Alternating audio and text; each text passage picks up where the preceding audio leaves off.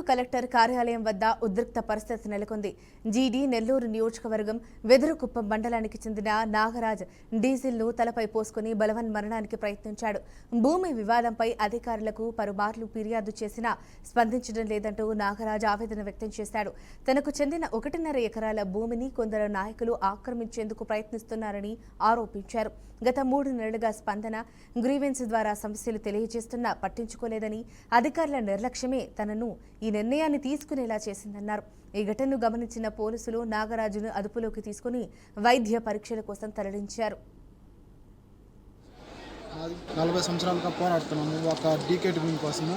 అది కోర్టులో జరిగినందువలన కొంతమంది బడా నాయకులు ఆయన పుట్టితోషం రెడ్డి ఆయన అతను నాకు 40 సంవత్సరాల నుంచి గొడవలు జరుగుతూనే ఉన్నది.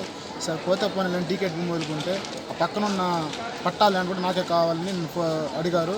నేను ఇవ్వలేను, నాకు ఏదో కొంచెం ఉంది కదా, నీకు భూమి వదిలేసినాను కదా, ఇంకేమేమి అడిగితే ఆ తర్వాత ఆయన ఆటో మ్యూటేషన్ ద్వారా కోర్టు ద్వారా అయింది నాకని చెప్పేసి ఆయన తెలియకుండా చేసుకున్నారు.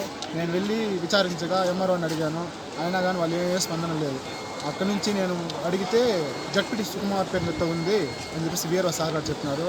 వాళ్ళు వెళ్ళి నేను 1B తీసుకుంటే అప్పుడు తెలిసింది నాకు సుకుమార్ పేరు మీద ఉంది అనేసి.